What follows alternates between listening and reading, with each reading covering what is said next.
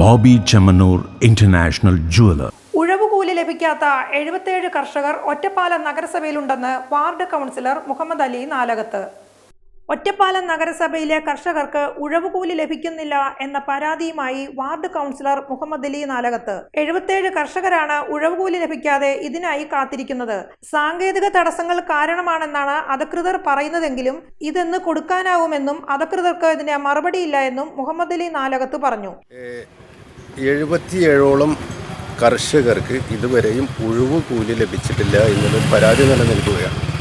അപ്പോൾ അതിൻ്റെയൊക്കെ അടിസ്ഥാനത്തിൽ കൂടെയാണ് ഈ യോഗം ചേർന്നിട്ടുള്ളത്.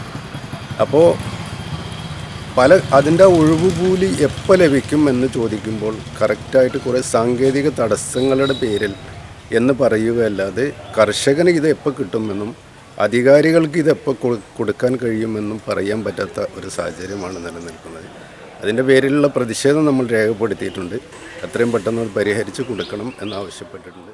എല്ലാ മാസവും ചേരേണ്ട കാർഷിക വികസന സമിതി യോഗം 8 മാസത്തോളം ചേരാതിരുന്നതായും ഇനി മുതൽ എല്ലാ മാസവും യോഗം ചേരാമെന്ന് അധികൃതർ അറിയിച്ചതായും വാർഡ് കൗൺസിലർ മുഹമ്മദ് അലി നാലകത്ത് പറഞ്ഞു. 8 മാസത്തിന് മുന്നേ യോഗം ചേർന്നാണ്.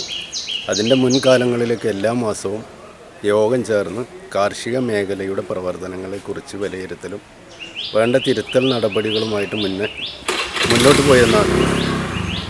പല കാരണങ്ങളാൽ ഏകദേശം 8 മാസങ്ങളോളമായി യോഗം ചേരാൻ കഴിയില്ല എന്നാണ് മനസ്സിലാവുന്നത്. ഉടനെ ഇനി കൃഷി മേഖലയുടെ പ്രവർത്തനങ്ങൾക്ക് ആവശ്യമായ ചർച്ചകളും അതിൻ്റെ നടപടികളും മുന്നോട്ട് പോകാൻ വേണ്ടി എല്ലാ മാസവും യോഗം ചേരാം എന്ന് അറിയിപ്പിച്ചിട്ടുണ്ട്. ചെയർപേഴ്സൺ, ഒറ്റപ്പാലം നഗരസഭയുടെ ചെയർപേഴ്സൺ, വൈസ് ചെയർമാൻ, അതുമാതിരി കൃഷി ഓഫീസർമാർ, ADC അംഗങ്ങൾ പരമാവധി എല്ലാവരും ഇന്നത്തെ യോഗത്തിൽ